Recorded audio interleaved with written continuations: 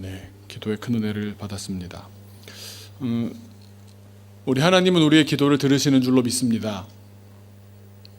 그리고 우리가 했던 기도의 내용보다도 더 크게 채우시는 분이신 것을 저는 믿습니다.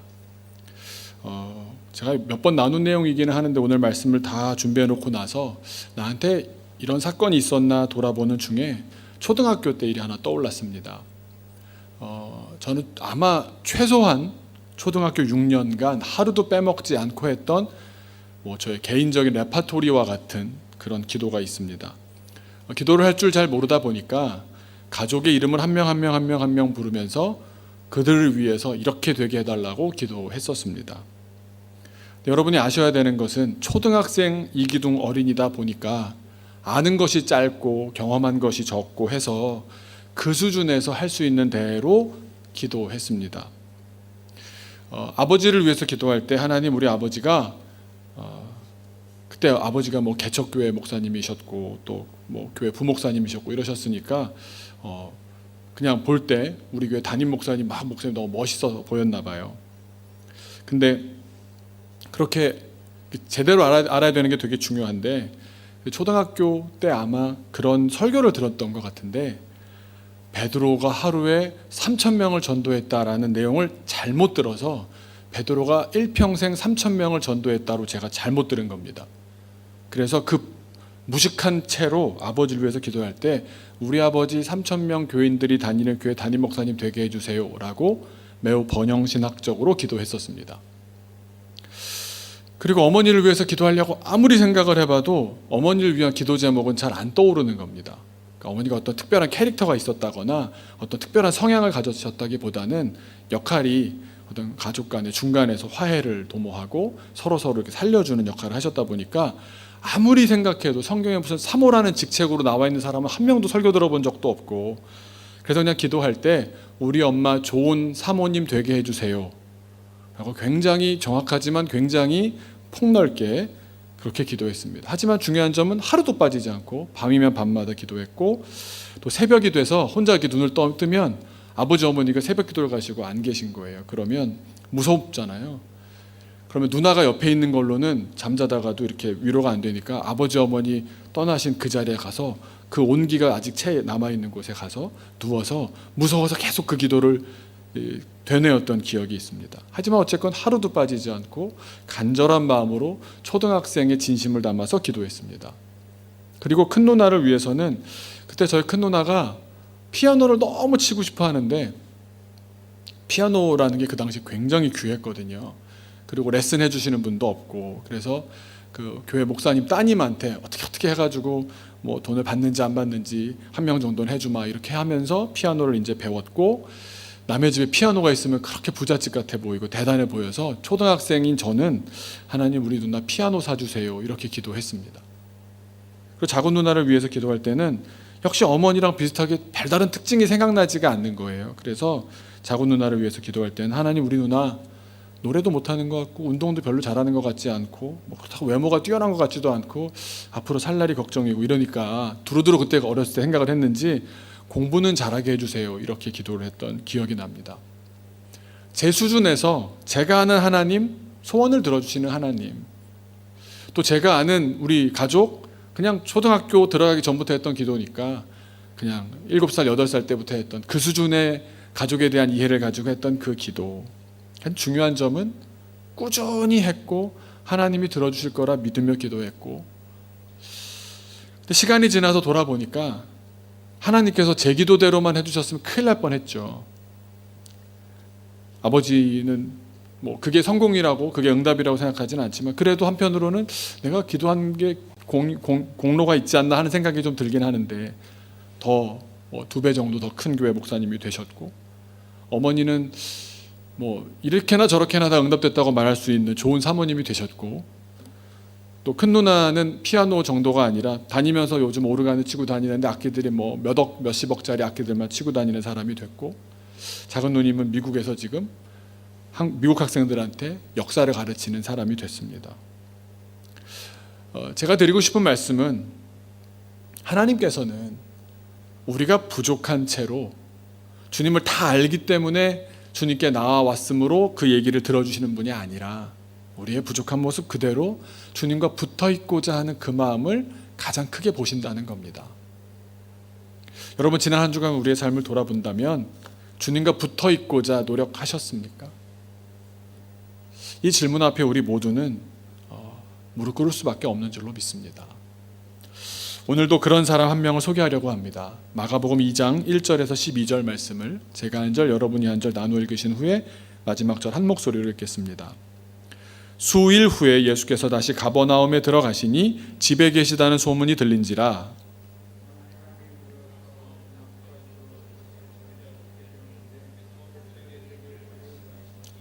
사람들이 한 중풍병자를 네 사람에게 메워가지고 예수께로 올세.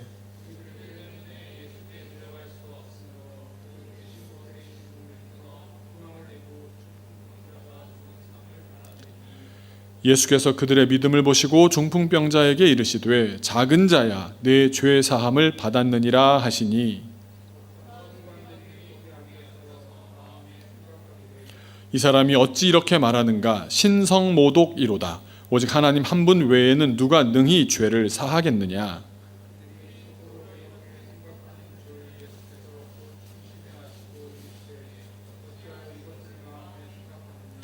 중풍병자에게 내 죄 사함을 받았느니라 하는 말과 일어나 내 상을 가지고 걸어가라 하는 말 중에서 어느 것이 쉽겠느냐?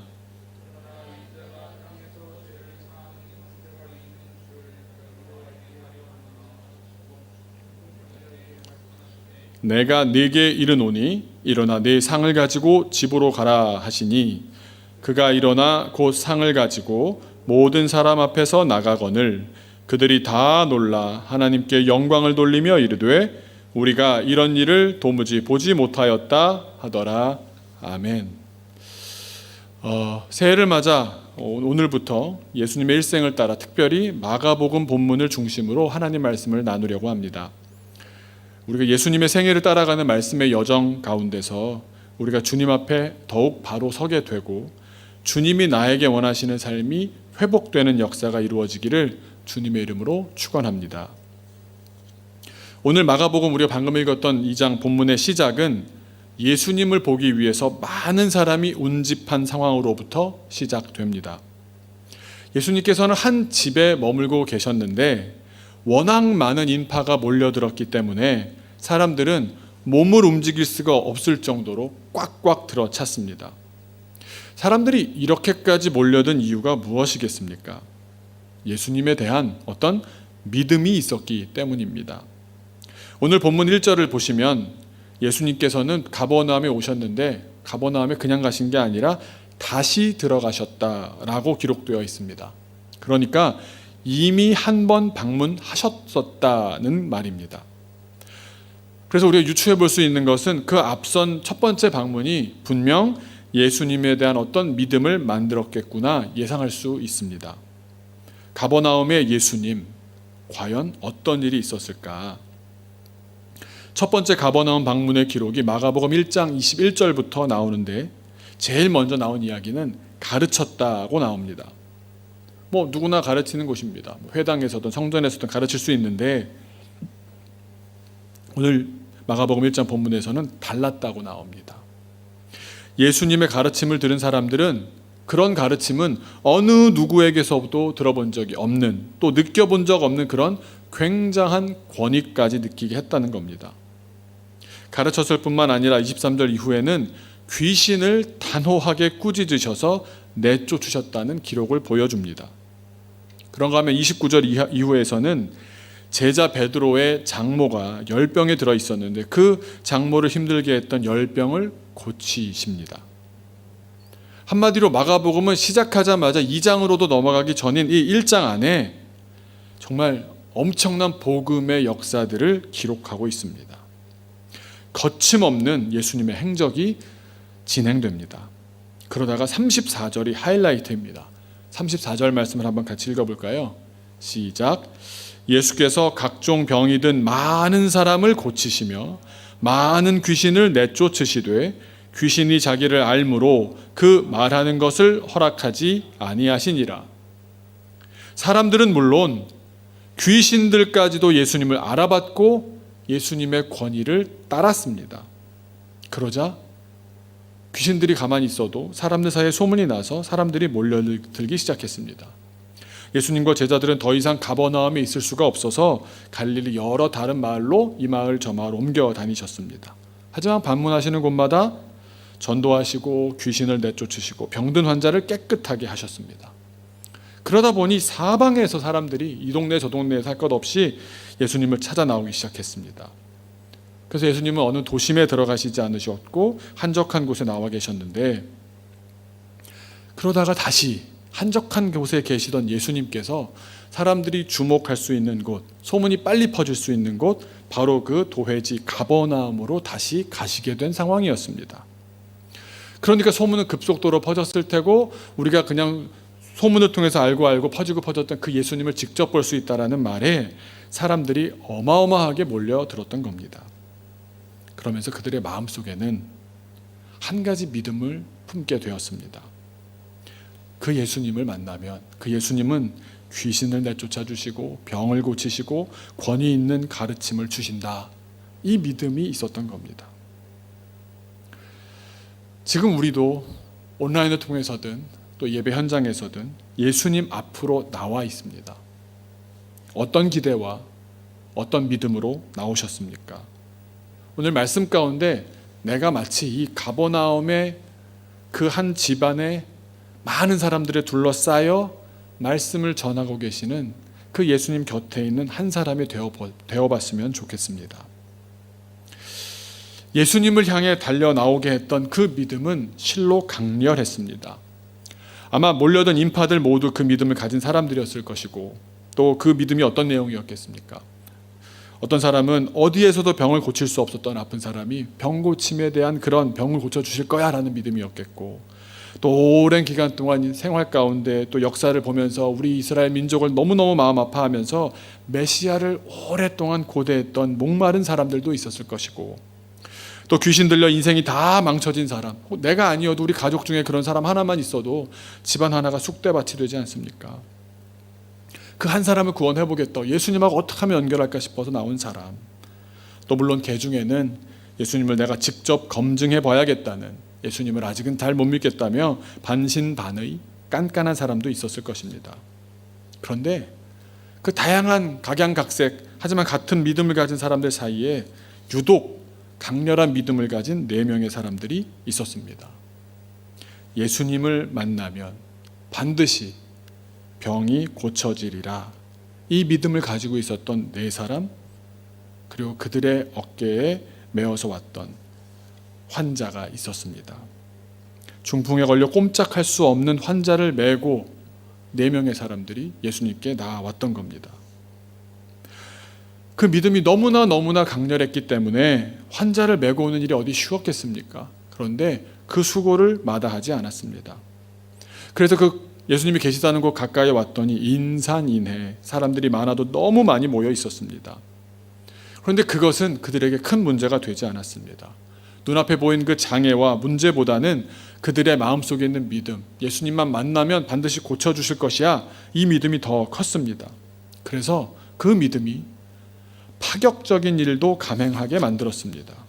강력한 필요는 간절한 믿음을 낳기도 합니다. 옥상으로 올라가서 집의 천정을 뜯었습니다. 우리 생각에 이스라엘은 기후가 다르고 문화가 다르니까 그렇게 지붕을 뜯는 일이 충분히 허용되는 일인가 보다 그러실지 모르겠지만 전혀 그렇지 않습니다. 우리나라나 이스라엘이나 집의 천정을 뜯어낸다는 건 집을 부순다는 것과 다름없는 일이었습니다.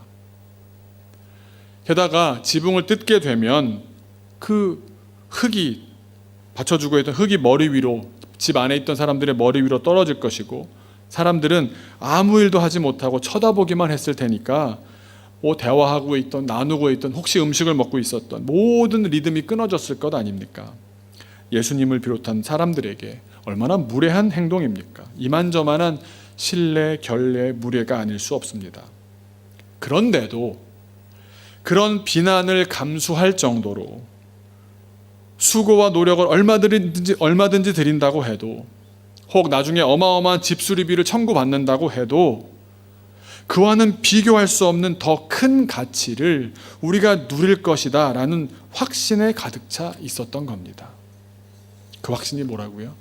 예수님은 반드시 우리를, 내 친구를 고쳐주실 것이다 라는 확신, 믿음이었습니다.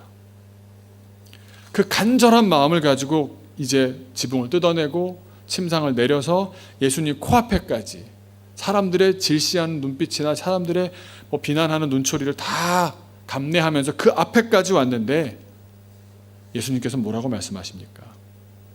강렬한 간절한 염원이 있는 사람들 아닙니까? 5절을 보시면 예수님께서는 분명히 그들의 믿음을 보셨다라고 먼저 기록되어 있습니다. 그들의 믿음을 보셨습니다. 그들의 믿음을 보신 예수님께서는 그들의 믿음이 갖고 있는 그 내용과는 사뭇 다른 대답을 하십니다. 뭐라고 대답하십니까? 내 죄 사함을 받았느니라.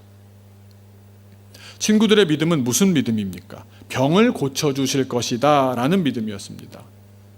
그 믿음 때문에 그렇게 열심을 내서 수고했고 희생을 치렀습니다. 그런데 예수님은 병에 대해서는 한 말씀도 하지 않으십니다. 4명, 아니 5명의 믿음과 예수님의 관심이 빗나가는 장면입니다. 4명의 열정적인 혹은 5명의 열정적인 믿음은 자기의 주관을 믿는 신념입니다. 신념은 신앙과 다릅니다. 신념은 자기가 아는 것을 믿는 것입니다. 확신하면서 간절히 염원하는 마음입니다. 우리는 신념을 가지고 교회에 나옵니다. 교회 가면 더 나아질 것을 기대하면서 예배에 참여하시지 않습니까? 최소한 나 교회 나가면 좀 더 내가 좋은 사람이라도 될 것 같아서 교회 나옵니다. 제가 목요일, 금요일 이렇게 이사를 하는데 그 이사 가는 집 주인하고 만나서 이렇게 하는데 그 남편분을 전도하려고 그랬더니 그러세요. 저는 불교입니다. 그래서 이제 전도를 하지 말라는 말인가 보다 그랬더니 그러면서 저희 집 여자들은 좀 교회를 다녀야 될 것 같습니다. 그러는 거예요. 아니 불교시라면서 그랬더니 그런데 이 와이프랑 딸아이는 좀 종교가 필요한 것 같은데 그래도 밑에 집 오셨으니까 이제 교회라도 좀 나가게 좀 해달라고. 어떤 마음이겠습니까? 교회라도 다니면 좀 더 나은 사람이 될 거다라는 그런 믿음의 체계가 있지 않습니까? 그것은 신념입니다. 나는 그렇게 생각하는 겁니다. 교회 가면 더 나아질 것을 기대하면서 우리 예배 가운데도 주님께서 우리를 좀 더 만져주실 것을 기대합니다. 중풍병자에게도 그 신념은 매우 유용했던 것 같습니다. 육체가 병든 상태였기 때문에 반드시 치유되어야 하는 그런 필요가 보이지 않습니까? 우리가 성경에서 척추 어디 몇 번째가 문제가 생겨가지고 그게 신경을 어디를 마비시켰는지까지 마비가 얼마나 심해서 온몸이 다 그랬는지 팔다리만 그랬는지 다 알 수는 없지만 분명한 것은 그 중풍이라는 병은 그의 삶의 모든 영역에 그늘을 짙게 드리웠을 것입니다. 활동에 제약이 있는 사람이 몸이 재산이었던 시절에 얼마나 어려운 삶을 살았겠습니까? 그렇기 때문에 현실적인 장애를 많이 겪고 있는 그가 누군가는 나를 치유했으면 좋겠다 하다가 누군가가 반드시 나를 치유해 줄 것이야 라고 간절히 신념한다는 것 상상하기가 어려운 일이 아닙니다. 오히려 그런 신념으로 그가 하루하루를 언젠간 나을 것이다 라며 버티고 있었을지도 모릅니다. 육체의 필요가 간절한 염원으로 연결되었고 또 그 간절한 염원을 보는 주변의 사람들이 우리가 같이 기도할게. 내용은 잘 모르지만 누구한테 기도해야 되는지는 모르지만 함께 염원하며 함께 행동하게 하지 않았겠습니까? 그런데 그 신념이라는 믿음을 가지고 예수님 앞에 나아왔는데 예수님께서는 그들의 필요, 그들의 신념에 대꾸하지 않으십니다. 예수님께서는 예수님의 진단에 따라 응답하십니다. 예수님은 우리를 향해서도 그러실 겁니다. 환자에게 육체의 치유보다 더 궁극적으로 필요했던 것은 영적인 치유가 아니고 무엇이겠습니까? 예수님께서는 역시 우리를 이렇게 대하실 겁니다. 나보다 나를 더 잘 아시는 주님은 우리의 간절한 염원, 소원을 통해서 주님께 나아가도록 길을 인도하실 것입니다. 하지만 결국 최종적으로 주님의 견지에서, 주님의 관점에서 진정으로 우리에게 가장 필요한 그것을 채우려 하실 겁니다. 중풍병 환자에게 가장 절실하게 필요한 일은 몸이 치유되는 것이 아니라 하나님 앞에서 거룩하게 되는 일이었습니다. 영적으로 병들어 있는 채로는 그 누구도 구원에 이르지 못하기 때문입니다.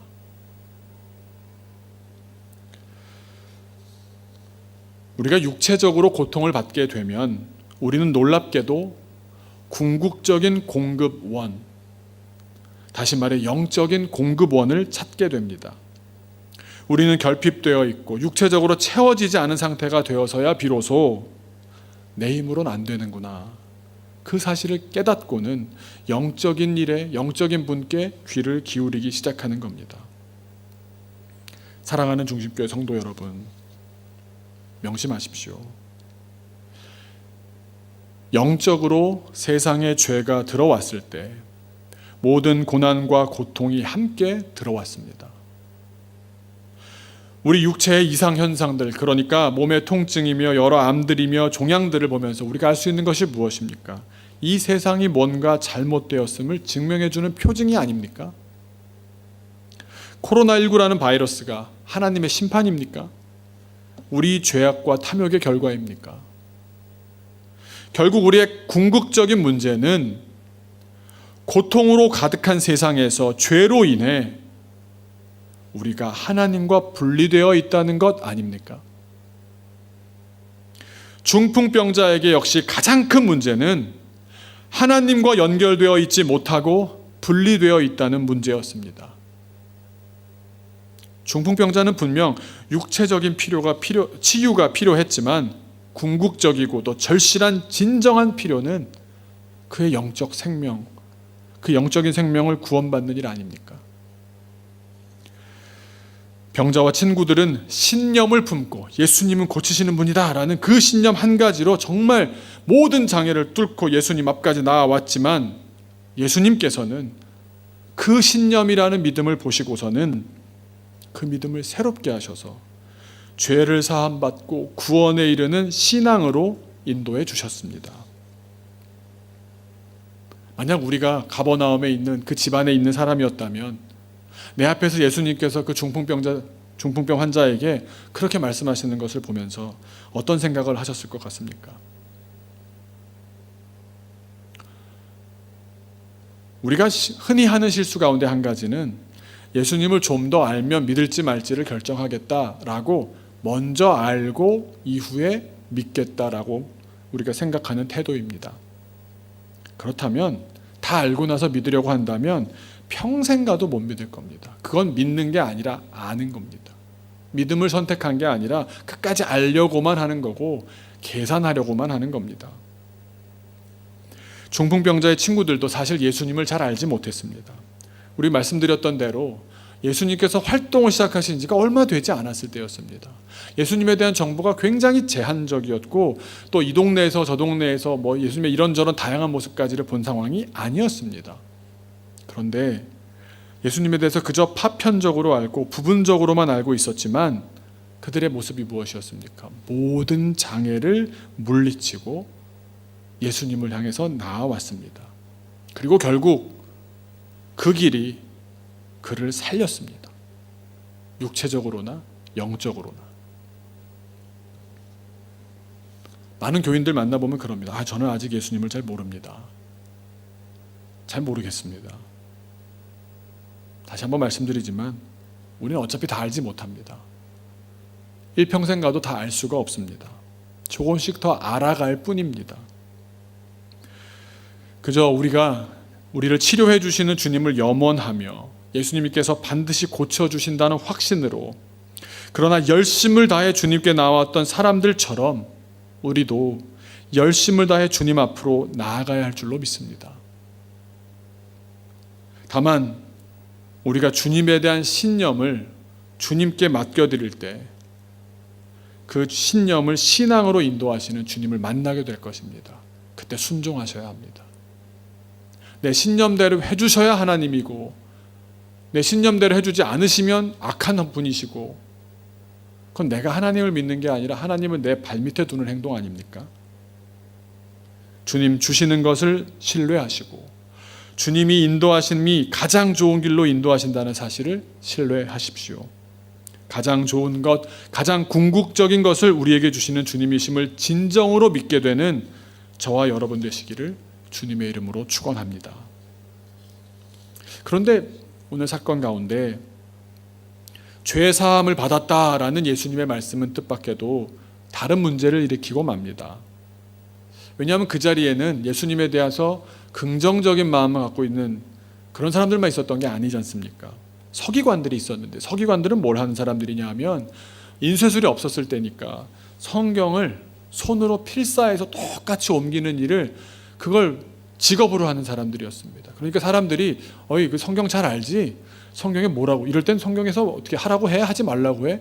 이런 유권 해석을 맡겼던 사람들이라 한마디로 요즘식으로 표현하자면 성경 척척 박사들이었습니다. 그런 서기관들이 그냥 눈을 부릅뜨고 있는데 율법의 조항들을 그냥 조목조목 꿰고 앉아있는 사람들이 바로 있는데 거기서 죄를 사한다라고 말씀하셨으니 이들 마음에 탁 걸려든 겁니다. 이들 생각에는 죄를 사하는 일을 할 수 있는 사람은 없고 오직 하나님 한 분밖에 없는데 예수라는 작자가 나타나서 저렇게 말하였으니 예수가 스스로 하나님이라고 자칭했다. 앞뒤 다 자르고 탁 이렇게 타이틀이 나오는 겁니다. 그 등식이 성립되어 버린 겁니다. 지금 자기들 눈앞에서 말하고 있는 사람이 하나님도 아닌 사람이 저 말을 했으니 게다가 당대에 좀 권위 있는 성전의 사람들과는 달라도 너무 다른 빈털터리 나그네 같은 저 시골뜨기 사생아가 내가 하나님이요 그랬으니 이건 더 뭐 확인하고 말 것도 없었습니다. 그래서 어떤 프레임을 탁 씌워버립니까? 신성모독이라는 매우 예민한 제목으로 프레임을 짜서는 올가미를 탁 놓게 되었습니다. 그래서 그들이 7절과 같이 말합니다. 7절에 이 사람이 어찌 이렇게 말하는가? 신성모독이로다. 딱 프레임을 짜죠. 오직 하나님 한 분 외에는 누가 능히 죄를 사하겠느냐? 인간인데 하나님을 사칭했다라는 말 아니겠습니까? 그런데 그 자리에서 예수님께서는 문제를 내십니다. OX 퀴즈와 같은 확률 50%짜리 문제를 내십니다. 9절을 보십시오. 중풍병자에게 내 죄사함을 받았느니라 하는 말 또는 일어나 내 상을 가지고 걸어가라 하는 말 어느 것이 더 쉽냐? 둘 중에 하나 골라봐라. 이 말씀은 이렇게 해서 풀어서 말씀드릴 수가 있습니다. 너희는 죄 용서하는 일을 오직 하나님만이 하실 수 있다고 말했다. 그래, 너희들의 말대로 내가 인간이기 때문에 그런 일을 할 수 없다고 하자. 그런데 너희들은 중풍병자를 고치는 일은 할 수 있느냐? 그 일도 못하지 않느냐? 너희들이 할 수 없으니까 따라서 나도 병을 고칠 수 없어야 한다는 말이냐? 그러나 나는 죄를 용서할 수도 있고 뿐만 아니라 병을 고칠 수도 있다. 그러니까 예수님 말씀은 무슨 말씀이냐 하면 내가 하나님으로서 너희들한테 하는 말이다. 너희들의 육체의 문제를 해결할 뿐만 아니라 가장 궁극적인 영적인 문제도 해결할 수 있는 사람이다. 이 말씀을 하신 겁니다. 사랑하는 교우 여러분, 이제 세 번째 주일을 맞이한 2021년에 우리가 올해가 끝나가는 시점까지 진행되는 과정 가운데 예수님에 대한 알미 더 많아졌으면 좋겠습니다. 지금 예수님에 대해서 그저 바라면 이루어주시는 분, 간절히 바라면 꼭 이루어주신데 내 신념대로 얘기해놓고서 마지막에 하나님을 예수님을 턱 갖다 붙이는 정도의 예수님이 아니라 정말 살아계시고 역사하시고 인격적이어서 내가 이럴 때 이렇게 인도하셨고 성품이 이러하시고 그때 그 부드러운 음성을 들었고 강력하게 앞장서 나가주셨고 그 주님을 고백하며 주님에 대한 알미 훨씬 더 많아졌으면 좋겠습니다. 그때 난 두려웠는데 그 길 가라 하셨을 때 갔더니 놀랍게도 이런 예비하신 은혜가 있었다고. 코로나가 나한테 은혜였다고. 그 위기가 주님의 인도하심이었다고. 그 위기가 없었으면 나는 그렇게 선택하지 못했을 거라고. 우리 육체의 내 인간적인 한계를 통해서 오히려 주님을 더욱 깊게 경험했다고 10월이 다르고 11월이 다르고 12월이 다르게 우리 주님을 알아갔으면 좋겠습니다. 예수님은 이 말씀을 통해서 서기관 너희들은 성경을 그렇게 빠삭하게 알면서 둘 다 모른다는 겁니다. 병을 고치는 능력이 있으신지도 몰랐고 죄를 용서하시는 분인지도 몰랐다는 겁니다. 육체의 주인인지도 몰랐고 영의 주인인지도 몰라봤다는 겁니다. 그러니까 사실 예수님을 아예 모르는 겁니다. 그런데 예수님께 몰려왔던 수많은 사람들, 또 중풍병자와 4명의 친구들 5명은 어땠을까요? 병을 고친다는 사실을 알았습니다. 그걸 믿었습니다.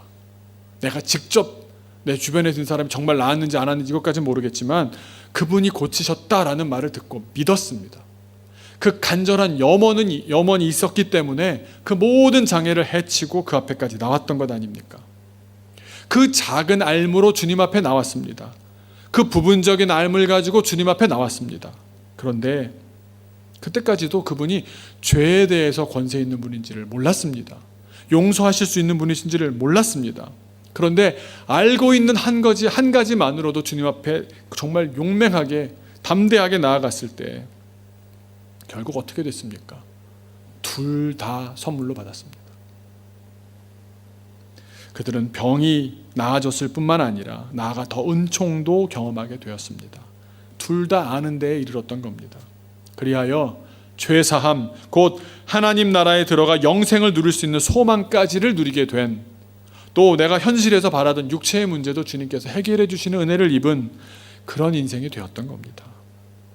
주님께 나아가는 자들에게 주님께서는 자신을 보여주시고 알려주시고 새로운 삶으로 인도하실 줄로 믿습니다.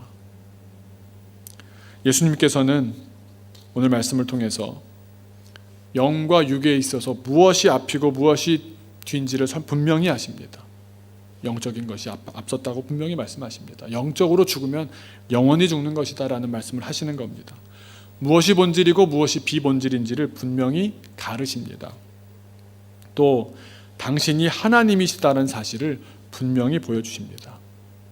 그리고 난 뒤에 영적인 것을 분명히 하신 후에, 하늘의 권위를 분명히 하신 후에 그의 육적인 필요도 채워주십니다. 우리는 계속 이 아래 것에 관심이 많습니다. 형이 하학적인 것에 관심이 더 많습니다. 눈에 보이기 때문이고 눈에 보이는 것은 내 마음을 온통 흔들기 때문입니다. 성경을 보시면 제가 볼 때 아무리 읽어봐도, 어제도 일주일 내내도 계속 읽어보는데 마가복음의 표현 중에 참 재미난 게 하나 있습니다. 쿨한 표현들이 나옵니다. 예수님께서 병을 치료하셨다거나 귀신을 쫓아내셨다거나 하는 일들이 어려운 일이 아닙니다. 한 번도 어려움을 겪으시지를 않았습니다. 그냥 숨 쉬듯이 자유로운 일들입니다. 그리고 게다가 주님께서는 그런 일에 요거 갖추면 되고 아니면 안 된다는 식으로 조건을 달거나 자격을 달지도 않으십니다. 오히려 이런 일들이 주님의 주권 아래에 있다는 사실만 계속 확인시켜 주십니다. 그러니 우리가 육체적이고 인간적인 어려움을 겪는다 할지라도 낙심하지 마시고, 주님께서 그런 결핍을 통해서, 필요를 통해서 주님의 주권으로 우리를 인도하신다는 사실을 신뢰하면서 오직 우리를 영적으로 이끌어 가시는 인도하심에 귀를 기울이고 마음을 다해 순종하며 주님의 목소리를 받아들이기를 소망합니다. 주님의 때, 주님의 방법으로 주님의 자녀들에게 주님께서는 공급하시고 채우십니다. 우리가 영적인 것을 소망하십시다. 아직도 이 말씀을 마음으로 받기에 결핍되지 않은 것으로 인해서 마음이 불편하십니까? 걸리적거리는 게 있습니까? 물론 세상 일들 때문에 나는 전혀 아무런 난 그것 때문에 힘든 게 없다, 그렇게 말할 수 있는 사람이 누가 있겠습니까? 우린 다 형이 하학의 세계에 살고 있는데, 물질적인 세계 속에서 우리가 거기서 영향을 받으며 살고 있는데 그것이 우리한테 아무런 영향을 끼치지 못한다, 이렇게 말할 수 있는 사람은 한 명도 없을 겁니다. 그렇지만 그럴 때마다 저는 보는 말씀이 마태복음 6장입니다. 그리고 우리 요즘은 이제 임동민 형제의 특송 무대가 열려서 제가 찬양하지 않지만 먼저 그 나라와 그 의를 구하라. 그리하면 이 모든 것을 너희에게 더하시리라. 그 약속이 있지 않습니까? 공중의 새와 들의 꽃은 물론이고, 그래도 새는 그래도 뭐 날개라도 있고 꽃은 그래도 이쁘기라도 하고, 그래도 안 믿는 눈치여서 그러셨는지 몰라도 얼마나 하나님께서 육체적인 것에 대해서 걱정하지 말라고 하셨는데도 안 믿었으면 이름 없는 풀까지도 돌보신다라고 얘기하셨겠습니까? 우리가 같이 한번 읽으면서 육체의 걱정을, 우리 삶의 고민들을 주님께 올려드리고 주님 앞에 영적인 삶으로 나아갔으면 좋겠습니다. 우리 마태복음 6장 30절 우리 한번 같이 읽어보겠습니다. 시작. 오늘 있다가 내일 아궁이에 던져지는 들풀도 하나님이 이렇게 입히시거든 하물며 너희일까 보냐. 그런 사람들을 예수님께서 뭐라고 별명을 지으셨습니까? 뭐라고요? 믿음이 적은 자들아. 믿음이 적은 자들의 특징이라는 겁니다. 걱정이 많습니다. 뭐 안 될까 봐 육체의 걱정에 휩싸여 믿음 작은 자가 되지 맙시다.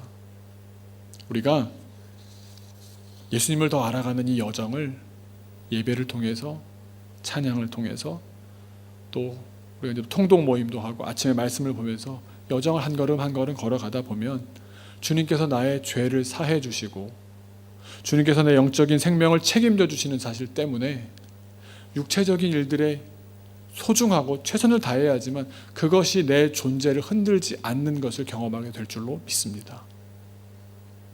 올해 시간이 더 가면 갈수록 주님을 더 증거할 수 있고, 주님이 나에게, 우리의 삶 속에, 우리 가족에게, 우리 사업에 하신 일들을 나눌 수 있는 우리 모두가 되시기를 주님의 이름으로 축원합니다.